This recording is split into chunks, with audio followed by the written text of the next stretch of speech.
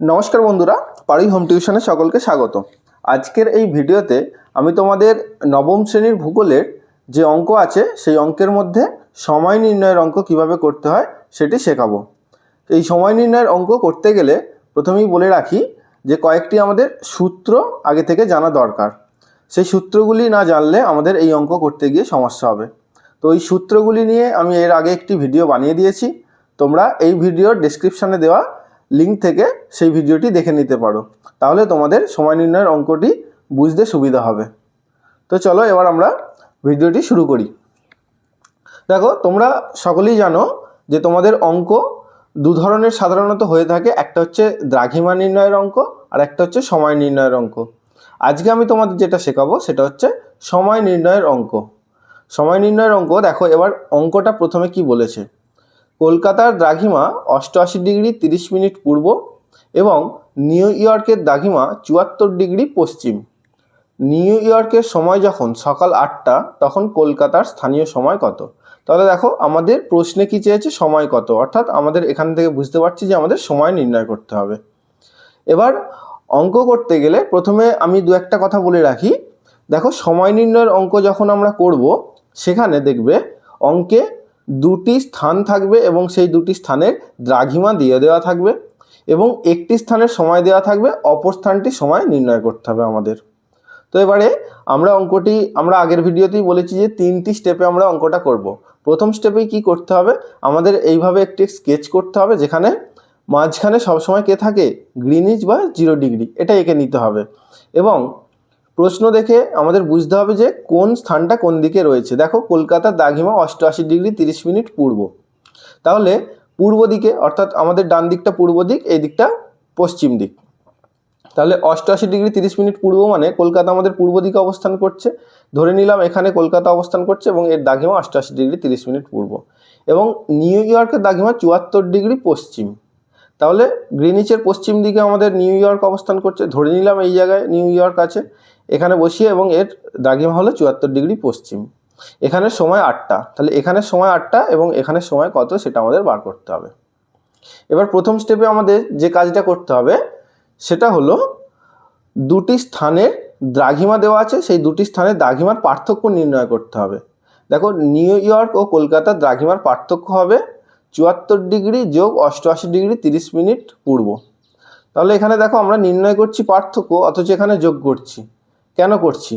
তো এটা জানতে গেলে তোমাদের আগের ভিডিওটি দেখতে হবে। আর আমি এখানেও বলে দিচ্ছি যে আমরা যখন কোনো দুটো স্থানের দ্রাঘিমার পার্থক্য নির্ণয় করব, তখন যদি স্থান দুটি যে কোনো একই গোলার্ধে হয়, পূর্ব গোলার্ধে, বা দুটি স্থানে যদি পশ্চিম গোলার্ধে হয়, সেক্ষেত্রে আমরা দুটো দ্রাঘিমার বিয়োগফল করলেই তাদের পার্থক্য নির্ণয় হয়ে যাবে। কিন্তু যদি একটি স্থান গ্রিনিচের পূর্ব দিকে এবং একটি স্থান গ্রিনিচের পশ্চিম দিকে অবস্থান করে, তখন আমরা তাদের দ্রাঘিমার পার্থক্য নির্ণয় করতে গেলে দুটি দ্রাঘিমাকে যোগ করতে হবে, তবে আমাদের পার্থক্য নির্ণয় হবে। তাহলে দেখো, 74 ডিগ্রি আর 88 ডিগ্রি 30 মিনিট পূর্ব, এই দুটো দ্রাঘিমাকে যোগ করে দিয়ে আমাদের হয়ে গেল 162 ডিগ্রি 30 মিনিট। তাহলে দুটো স্থানে দ্রাঘিমার পার্থক্য হলো 162 ডিগ্রি 30 মিনিট। বোঝা গেল আশা করছি। এখানে আমাদের দ্রাঘিমার পার্থক্য নির্ণয় হয়ে গেল। এরপর চলে যাব আমরা সেকেন্ড স্টেপে। সেকেন্ড স্টেপে আমরা কি করব, আমাদের একটা সূত্র আমি তোমাদের মনে রাখতে বলেছি, 1 ডিগ্রি দ্রাঘিমার পার্থক্য সময়ের পার্থক্য হয় 4 মিনিট। এটা প্রতিটা অঙ্কেই এটা খাটবে, এই সূত্রটা মনে রাখতে হবে। 1 ডিগ্রি দ্রাঘিমার পার্থক্য সময়ের পার্থক্য হয় 4 মিনিট। এবার 1 ডিগ্রি দ্রাঘিমার পার্থক্য যেহেতু সময়ের পার্থক্য হয় 4 মিনিট, তাহলে এই 162 ডিগ্রি দ্রাঘিমার পার্থক্য সময়ের পার্থক্য কত হবে? 162 গুণ 4, তাহলে হয়ে গেল 648 মিনিট। এই 648 মিনিটকে আমি ঘন্টা মিনিটে প্রকাশ করে নেব। তাহলে 648কে আমি 60 দিয়ে ভাগ করলে কি হয়ে যাবে, 10 ঘন্টা, এবং 48 মিনিট পরে থাকলে তাহলে 10 ঘন্টা 48 মিনিট। মিনিটটাকে আমি ঘন্টা মিনিটে প্রকাশ করে নিলাম। এটা হয়ে গেল 162 ডিগ্রির জন্য সময়ের কতটা পার্থক্য হবে। তাহলে এখানে আমাদের পার্থক্যটা বেরিয়েছিল 162 ডিগ্রি 30 মিনিট। এখনও আমাদের 30 মিনিটের কত পার্থক্য হয় সেটা বার করতে হবে। দেখো, 1 মিনিট দ্রাঘিমার পার্থক্যে সময়ের পার্থক্য হয় 4 সেকেন্ড। এটাও তোমাদের মুখস্থ রাখতে হবে। 1 মিনিট দ্রাঘিমার পার্থক্যে সময়ের পার্থক্য হয় 4 সেকেন্ড। তাহলে 30 মিনিটের জন্য 30 মিনিট দ্রাঘিমার পার্থক্যে সময়ের পার্থক্য হবে কত? 30 গুণ 4 সমান 120 সেকেন্ড, অর্থাৎ 2 মিনিট। তাহলে আমাদের 162 ডিগ্রির জন্য বেরোলো 10 ঘন্টা 48 মিনিট, আর 30 মিনিটের জন্য বেরোলো 2 মিনিট। তাহলে মোট সময়ের পার্থক্য কত হলো? আমাদের মোট সময়ের পার্থক্য হয়ে যাবে 10 ঘন্টা 48 মিনিট যোগ 2 মিনিট। তাহলে টোটাল হয়ে গেল কত? 10 ঘন্টা 50 মিনিট। তাহলে আমরা প্রথম স্টেপে কি করেছিলাম? দুটি স্থানের দ্রাঘিমার পার্থক্য নির্ণয় করেছিলাম এবং সেকেন্ড স্টেপে ওই দ্রাঘিমার পার্থক্য অনুযায়ী বা ওই দ্রাঘিমার পার্থক্যের সাপেক্ষে সময়ের কতটা পার্থক্য সেটা নির্ণয় করলাম। তাহলে 162 ডিগ্রি 30 মিনিটের জন্য টোটাল সময়ের পার্থক্য হয়ে গেল 10 ঘন্টা 50 মিনিট। এই পর্যন্ত আশা করছি সবার বোঝা হয়ে গেছে, কারো কোনো বুঝতে অসুবিধা নেই। যদি তোমাদের কোথাও বুঝতে অসুবিধা হয় তাহলে সেটা কমেন্ট বক্সে কমেন্ট করে জানাবে, আমি তোমাদের আরও ভালোভাবে বুঝিয়ে দেওয়ার চেষ্টা করব। এরপরে স্টেপ 3তে দেখো, স্টেপ 3তে কি বলেছে?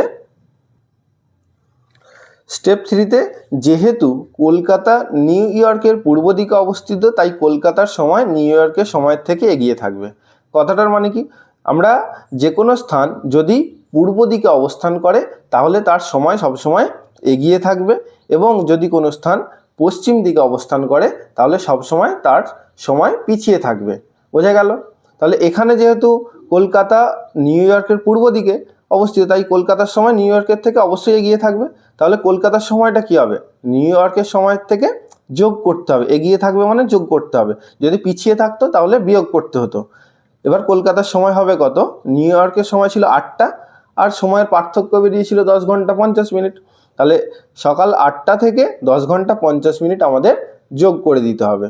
তাহলে যোগ করলে দেখো আমাদের কত উত্তর আসছে। সকাল 8টা থেকে আমরা 10 ঘন্টা যদি যাই, 9টা 10টা 11টা 12টা 1টা 2টো 3টে 4টে 5টা 6টা, তাহলে 10 ঘন্টা মানে সন্ধ্যা 6টা আর 50 মিনিট। তাহলে উত্তর হয়ে গেল সন্ধ্যা 6টা 50 মিনিট। যখন নিউ ইয়র্কের সময় ছিল সকাল 8টা, তখন কলকাতার সময় হয়ে গেল সন্ধ্যা 6টা 50 মিনিট। বোঝা গেল? তাহলে এই হয়ে গেল আমাদের টোটাল অঙ্কটা কমপ্লিট। এইভাবে আমরা সময় নির্ণয়ের অঙ্ক সমাধান করব। আমি আবারও বলছি, যারা এর আগে সূত্রটির যে ভিডিওটি ছিল সেই ভিডিওটি যারা দেখোনি, ভিডিওটি দেখে নেবে, তাহলে এই অঙ্কগুলি বুঝতে তোমাদের সুবিধা হবে। আর এর পরের ভিডিওতে আমি তোমাদের দ্রাঘিমা নির্ণয়ের অঙ্ক কিভাবে করতে হয় সেটি দেখিয়ে দেব। ভিডিওটি ভালো লাগলে ভিডিওটি একটি লাইক করে বন্ধুদের সাথে শেয়ার করবে, এবং যারা আমার চ্যানেলে নতুন আছো চ্যানেলটি সাবস্ক্রাইব করে পাশে থাকা বেল আইকনটি ক্লিক করে রাখো, যাতে পরবর্তীকালে এই ধরনের ভিডিওগুলি সবার আগে তোমাদের কাছে নোটিফিকেশন পৌঁছে যায়। আর যদি তোমাদের অন্য কোনো বিষয়ের ওপর ভিডিও বানাতে হয় সেটা তোমরা কমেন্ট বক্সে কমেন্ট করবে, আমি সেই বিষয়ের ওপর ভিডিও বানিয়ে দেবো। ধন্যবাদ।